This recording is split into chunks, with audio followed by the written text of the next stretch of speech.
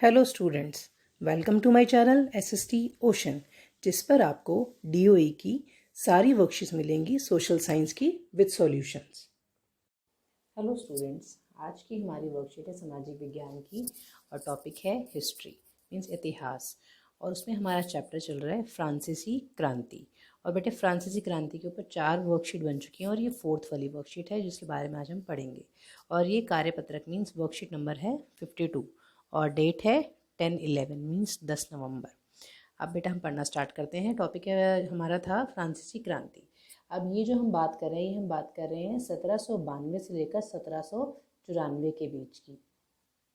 बेटा इस टाइम पर फ्रांस में क्रांति फैली हुई थी कि वो जो है मतलब राजतंत्र का अंत करना चाहते थे और गणतंत्र लाना चाहते थे। तो जब ये कि क्रांति फ्रांस में फैली हुई थी तो इससे यूरोप के बाकी देश भी डरने लगे कि कभी ये क्रांति धीरे धीरे धीरे बाकी देशों में ना फैल जाए।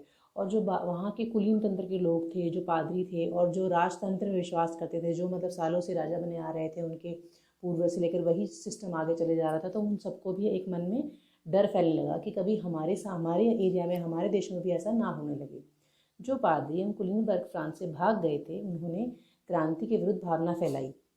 जो वहाँ से मतलब भागे, अपनी जगह छोड़कर भागे, फ्रांस से डर कर भागे, तो उन्होंने लोगों को उन्होंने लोगों को भड़काया कि आपको ऐसा नहीं करना चाहिए, आपको अपने राजा में विश्वास करना चाहिए। ऐसे कर करके उनको भ्रमित करने की कोशिश की। फ्रांस के क्रांतिकारी सिद्धांतों का प्रचार सारे यूरोप में होने लगा। ऑस्ट्रिया ने फ्रांस में राजतंत्र को समर्थन दिया। अब ऑस्ट्रिया ने क्या किया, फ्रांस में राजतंत्र को समर्थन दिया, मीन्स उसको सपोर्ट किया। इसके विरोध में फ्रांस ने क्या किया, ऑस्ट्रिया के विरुद्ध युद्ध घोषित कर दिया। अब फ्रांस ने क्या किया, ऑस्ट्रेलिया के विरुद्ध युद्ध घोषित कर दिया। उन्होंने इसे निरंकुश राजाओं एवं कुलीनों के विरुद्ध जनता की जंग के रूप में मान लिया।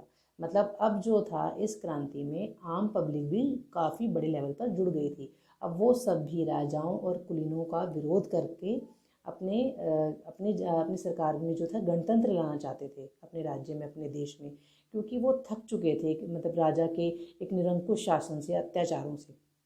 और उसी टाइम पर वयस्क मताधिकार के आधार पर राष्ट्रीय कन्वेंशन का गठन हुआ। राष्ट्रीय कन्वेंशन मीन्स जैसे बेटा अपने यहाँ संसद है, उसका गठन किया गया। अब नेशनल कन्वेंशन और आतंक का राज। 21 सितंबर 1792 को नेशनल कन्वेंशन का प्रथम अधिवेशन हुआ। सबसे पहला अधिवेशन का बेटा कब हुआ, 21 सितंबर 1792 को। इसमें जो उनके 2 दल प्रमुख थे, जैकोबिन और जिरोदिस्ट। सबसे पहला जैकोबिन, दूसरा जिरोदिस्ट। जैकोबिन अनुशासित था और संगठित था। पेरिस पर इसका काफ़ी प्रभाव भी था, मतलब काफ़ी प्रभावशाली था, लोग इससे काफ़ी प्रभावित थे। अब इनके जो प्रमुख नेता थे वो थे रॉबेस्पियर। क्या नाम था बेटा इनका, ये किसके नेता थे, जैकोबिन के प्रमुख नेता थे रॉबेस्पियर। दूसरी तरफ थे जिरोंदिस्ट, और दूसरी तरफ कौन से थे, जिरोंदिस्ट। ये शिक्षित भी थे और कुलीन भी थे, किंतु व्यवहारिक राजनीतिज्ञ नहीं थे। मीन्स ये पढ़े लिखे भी थे और कुलीन भी थे, मतलब अच्छी फैमिली से भी थे, लेकिन इनको राजनीति का ज़्यादा ज्ञान नहीं था। मीन्स ज़्यादा राजनीतिक जो दांव पेच होते हैं वो इनको नहीं आते थे। इसके प्रमुख नेता थे मैडम रोला और बिस्रो। अब आपने जैसे ऊपर पढ़ा, जैकोबिन के प्रमुख नेता थे रॉबेस्पियर और दूसरी पार्टी थी जिरोदिस्ट। इसके जो थे नेता, प्रमुख नेता मैडम रोला और बिस्रो वाली थी। दोनों ही गुट गणतंत्र के हिमायती थे। ये दोनों क्या चाहते थे, अपने देश में गणतंत्र चाहते थे, मीन्स जनता द्वारा चुना हुआ शासक चाहते थे। विदेशी शक्तियों के विरुद्ध युद्ध का समर्थन करते थे और ये बाहरी जो विदेशी शक्तियाँ थी उनका विरोध करते थे। जिरोदिस्तों का मानना था कि क्रांति बहुत आगे जा चुकी है। अब जो जिरोदिस्ता था, 2 दल थे, जैकोबिन और जिरोदिस्ता। अब जो दूसरा जिरोदिस्ता का दल था वो ये मानता था कि क्रांति बहुत हो चुकी है, बस बहुत लड़ाई झगड़ा हो चुका है, अब हमें थोड़ा ठहराव चाहिए, अब हमें रुक जाना चाहिए। वे और अधिक सामाजिक समानता लाने के विरुद्ध थे। वो मतलब कहते थे कि बस जितनी समानता हमें लानी थी सबके बीच में वो हो गई है, बस अब हमें रुक जाना चाहिए। वे चाहते थे कि बस ज़्यादा से ज़्यादा स्वतंत्रता दी जाए लोगों को। उधर अब जो जैकोबिन था, दूसरा दल, वो लोग समानता पर अधिक जोर देते थे। वो कहते थे नहीं, अभी सभी को एक समान नहीं माना गया, सभी को समानता का अधिकार नहीं मिला है। तो इसीलिए, क्योंकि वो ये देखते थे कि निम्न वर्गों के साथ अभी भी क्या नाम है, भेदभाव होता है, और वे निम्न वर्गों के प्रति सद्भावपूर्ण रवैया रखते थे, इसीलिए वो चाहते थे कि अभी क्रांति चलती रहे। अब नेशनल कन्वेंशन के समक्ष कठिनाई है। बेटे जो नेशनल कन्वेंशन बनी थी, बताया आपको 21 सितंबर 1792 को इसका पहला अधिवेशन हुआ था। अब इसके सामने क्या प्रॉब्लम्स आई, क्या मतलब किस कारण से इसको मतलब ये आगे ज़्यादा अच्छे से नहीं चल पाई। क्रांतिकारियों ने 1792 में घोषणा कर दी कि फ्रांस का गणतंत्र स्वतंत्रता, समानता और बंधुत्व की भावनाओं पर आधारित है। अब ये बहुत बड़ी घोषणा कर दी गई 1792 में कि फ्रांस का गणतंत्र जो है स्वतंत्रता, समानता और बंधुत्व की भावना पर आधारित रहेगा। मतलब अब सभी को गणतंत्र का जो था, जो लोग चाहते थे वो उनको दे दिया गया अधिकार। इस घोषणा से यूरोप के निरंकुश शासक भयभीत हो गए। अब जो राजा बने बैठे थे इतने सालों से, उनके हाथ में पावर थी, उनका तो डरना लाजमी था, वो डर गए। अब फ्रांस की क्रांति फ्रांस की ना होकर पूरे यूरोप की हो गई। अब ये क्रांति पूरे यूरोप में फैल गई। अतः यूरोपीय देश क्रांति के प्रसार को रोकने के लिए एकजुट हो गए और इंग्लैंड, हॉलैंड, ऑस्ट्रिया, प्रशा के एक गुट का फ्रांस के विरुद्ध निर्माण हो गया। अब जिनका जो एक ये जो देश मिले, इंग्लैंड, हॉलैंड, ऑस्ट्रिया, प्रशा, इनका एक गुट जो था वो फ्रांस के अगेंस्ट हो गया, उनके विरुद्ध हो गया। इस गुट ने कई जगहों पर फ्रांस को पराजित किया। मतलब अब ये गुट जो था ये फ्रांस की जो क्रांति थी उससे स्ट्रॉन्ग बन गया, इसने फ्रांस को पराजित किया। नेशनल कन्वेंशन ने एक प्रस्ताव पारित कर राजतंत्र को समाप्त किया। अब नेशनल कन्वेंशन ने क्या किया, एक प्रस्ताव पारित कर दिया गया और राजतंत्र की उसी दिन से समाप्ति हो गई और गणतंत्र की स्थापना हो गई। राजा पर देशद्रोह का मुकदमा चलाया गया और उसे मृत्युदंड की सजा दे दी गई। 21 जनवरी 1793 को लुईस 16वां फांसी पर चढ़ा दिया गया। उस टाइम पर जब गणतंत्र की स्थापना की गई, उस टाइम पर किसका शासन था? लुईस 16वां। और 21 जनवरी 1793 को उसको फांसी पर चढ़ा दिया गया। अब युद्ध के कारण फ्रांस जो था आर्थिक संकट से घिर गया। मतलब अब इतने युद्ध करने के बाद फ्रांस पर पैसे की तंगी होने लगी फ्रांस के पास, और कीमतें बढ़ गई थी। अमीरों से कर्ज वसूलने का नियम बनाया गया कि ज़्यादा कर्ज किससे वसूला जाएगा? अमीरों से। जैकोबिनों ने पेरिस की भीड़ और कम्यून की सहायता से कन्वेंशन पर आक्रमण कर सत्ता पर अधिकार कर आतंक के राज्य की स्थापना की। अब जैकोबिन ने क्या किया कि भाई फिर से सिस्टम बिगड़ रहा है। उसने क्या किया, पेरिस की भीड़ उससे पहले से ही प्रभावित थी, उसकी मतलब उसके फेवर में थी। वो जो भी बात कहती थी जनता उससे काफ़ी प्रभावित हो जाती थी। इसीलिए पेरिस की भीड़ और कम्यून की सहायता से, जो वहाँ के छोटे छोटे दल थे, उनकी सहायता से उसने कन्वेक्शन, जो संसद बताया मैंने आपको, उस पर आक्रमण कर दिया और सत्ता पर अधिकार करके वापस से वो निरंकुश राजा एक बन गया। अब इसका नाम दिया गया उस टाइम को, जब इसने ये ऐसी मतलब गणतंत्र को ख़त्म करके वापस से अपना राज उसने बनाया, तो उस टाइम को कहा गया आतंक राज। आतंक राज की स्थापना के साथ ही फ्रांस एक बार पुनः अव्यवस्था का शिकार हुआ।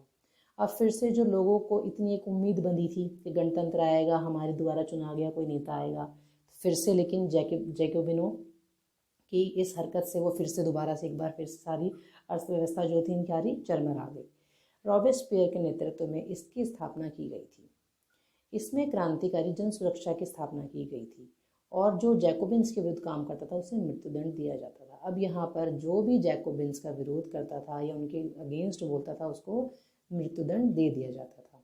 जुलाई 1794 में रॉबेस्पियर कैद कर लिया गया और उसे फांसी दे दी गई। इसी के साथ आतंक के राज की समाप्ति हुई। आतंक के राज के बाद उदारवादी नेताओं ने देश की सत्ता संभाली। अब बेटा सत्ता किसके हाथों में आ गई? उदारवादी नेताओं के हाथ में। और आतंक राज्य की व्यवस्थाओं को भंग कर दिया गया। फिर से अब लोगों को थोड़ा सा एक फिर उम्मीद जगी। आतंक के शासन के दौरान लगाए गए मूल्य तथा पारिश्रमिक पर से नियंत्रण उठा लिया गया। मतलब स्थिति काफ़ी दोबारा से फिर थोड़ी कंट्रोल में आई। लोगों को फिर से लगने लगा कि शायद अब हमारा देश सही चल सकेगा। अब जो नेशनल कन्वेंशन थे इसके क्या कार्य थे? इससे कुछ बनाए गए कार्य, नियम बनाए गए, वो हम पढ़ते हैं। पहला है, राष्ट्रीय शिक्षा नीति अपनाई गई और फ्रेंच को राजभाषा घोषित किया गया। दूसरा, गुलामी प्रथा, मतलब जो दास बनाते थे हम उस टाइम पर, दास प्रथा समाप्त कर दी गई तथा ऋण ना चुकाने पर जेल भेजने संबंधी कानून समाप्त किए गए। पहले ये था कि उनको दास बना लिया जाता था, अगर ऋण ना चुकाएं तो उनको जेल भेज दिया जाता था। ये भी कानून समाप्त कर दिया गया। सबसे बड़े पुत्र को उत्तराधिकार देने का कानून भी समाप्त किया गया कि जैसे जो कोई ऊंची पोस्ट पर है तो फिर उसके बाद उसका बेटा बैठेगा, तो ऐसा जो उत्तराधिकार चलता आ रहा था उसको खत्म किया गया। राजतंत्र को समाप्त कर गणतंत्र की स्थापना दिवस से एक नया पंचांग कैलेंडर 22 सितंबर 1792 तक लागू किया गया। माप तोल की नई पद्धति, ग्राम, लीटर, मीटर, इसमें इसी टाइम पर शुरू किए गए थे। कालाबाजारी रोकने के लिए राशनिंग व्यवस्था लागू की गई। मुआवजा देने की नीति समाप्त कर दी गई और आयकर और युद्ध कर भी लगाए गए। ये बेटा थी आज की आपकी वर्कशीट। अब उसके बाद है हमारे क्वेश्चन आंसर्स। क्वेश्चन आंसर हमारा पहला क्वेश्चन है, फ्रांसीसी क्रांति से अन्य यूरोपीय शासक क्यों परेशान थे? पहला पॉइंट, पूरे भारत में क्रांतिकारी विचारों का प्रसार होने लगा था। दूसरा पॉइंट, कुलीन वर्ग को अपने अधिकार छीने जाने का भय था।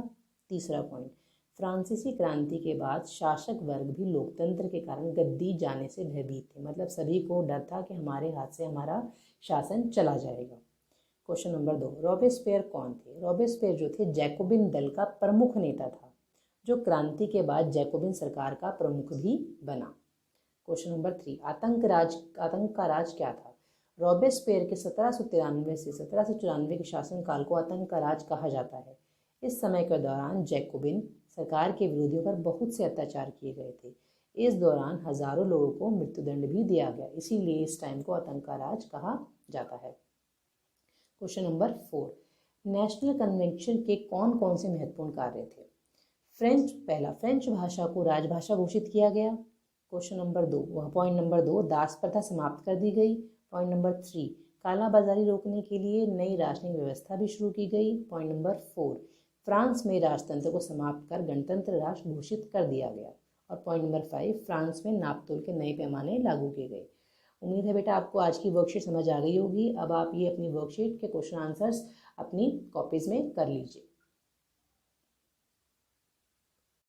हेलो स्टूडेंट्स, आपको अगर कोई और लेसन पढ़ना हो या किसी और वर्कशीट की वीडियो चाहिए हो तो आप प्लीज़ कमेंट बॉक्स में ज़रूर लिखें और मेरे चैनल को और वीडियोस को लाइक, शेयर एंड सब्सक्राइब करते रहें। Thank you.